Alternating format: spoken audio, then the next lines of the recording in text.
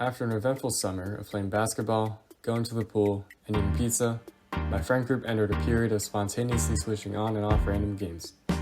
On some nights we play Bed Wars, on other nights we play Gartic Phone, and on other nights we play Roblox. Eventually though, these activities had reached their screen times. They had been overplayed, saturating our enjoyment as we no longer had a direction of what game to play next. The friend group was stuck in limbo.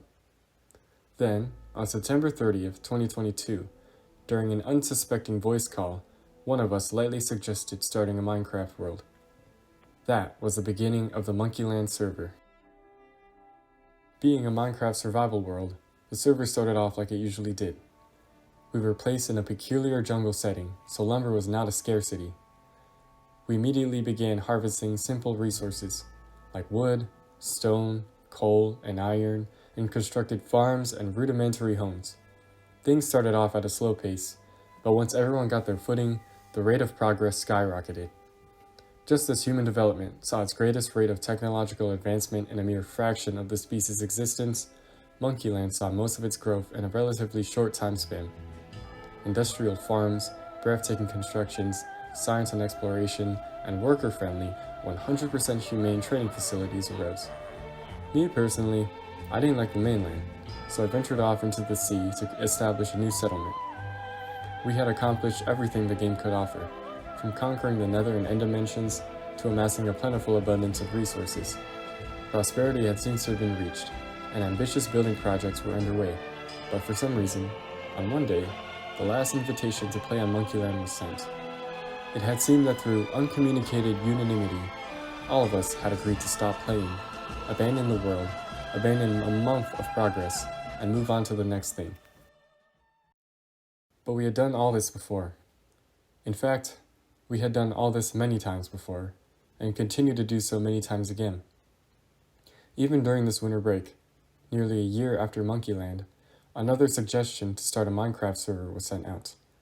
This world saw perhaps even greater feats achieved, but in the same fashion as Monkeyland, after a month or so, we all left. In fact, many friend groups have done all this many times before. We all have that phase. 2 weeks of playing with the boys, pure enjoyment. From making your first home to finding diamonds for the first time. You have the best time of your life. Then out of nowhere, it stops. And 6 months later, it happens again. I'm confident that many of you and your own friend groups have also experienced this similar phenomenon. Why is the spark to create a new world cyclically ignited? And why doesn't it last all year round? Why, if it always ends in abandonment, are we so attracted to the recurrent Minecraft server phase? I think the answer lies in the innate human desire to be free. But to be free from what? Freedom can mean a lot of things. Are we simply attracted to the freedom of being able to defy social norms and physical boundaries as seen in many fictional universes besides Minecraft? These freedoms are certainly appealing, but I believe that these fictional worlds, including Minecraft, possess a different kind of freedom that more satisfies our innate human desires. The freedom to create your own story. Because I'm not just talking about fictional worlds. I'm talking about fictional world building, being a part of or witnessing the development of a fictional story as it unfolds. We are attracted to fictional world building because the unlimited possibilities of an unfinished canvas give us the most freedom to think, imagine, and create. A world that is incomplete naturally offers more freedom than a world that is complete. Like one possible interpretation of Plato's allegory of the cave, true freedom lies not by a linear arrival at a destination, but is achieved during the process of that arrival. This is what the recurrent Minecraft server phase provides. The endless freedom of world building. We're attracted to starting a Minecraft server because it offers us an endless and blank canvas to create a world. We're attracted to the infinite possibilities, asking ourselves where, out of the many biomes in the game, we will establish our society.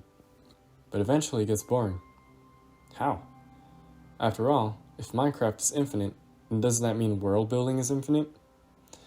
Well, the Minecraft server almost always ends in demise, because the players inevitably realize that they are no longer free. After you've cultivated the land, defeated the game's antagonists, acquired the best tools, and gained all the resources, the thrill of an empty future is gone. There's no longer any additions to the server that require your creativity or world-building capabilities. You no longer have the freedom to make your own rules. You no longer have the freedom to make your own story.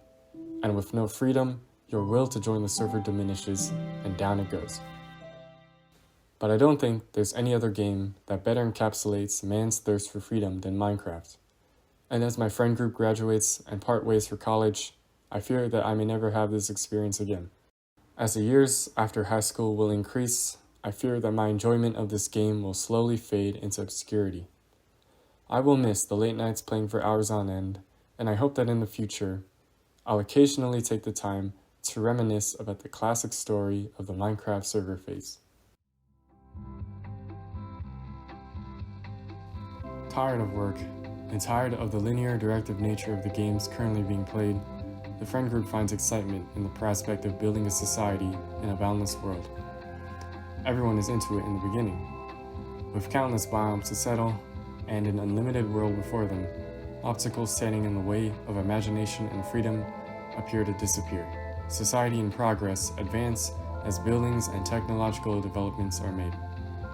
However, as the world progresses and the same achievements are accomplished and the uppermost limits are reached, the server loses its sense of freedom. Without this freedom, which we are all intrinsically attracted to pursue, the friend group stops playing, and the server dies. The friend group will return to their real-world tasks, or seek other forms of entertainment that provide freedom for imagination, laughter, fraternity, and creativity, until those forms are also drained of the promise of freedom. But after a few months, after the friend group forgets about the world they once left, their spark of desire to begin a new world reignites. Someone proposes starting a Minecraft server, and so the cycle repeats. I rate the recurrent Minecraft server phase 5 gapples out of 5 gapples.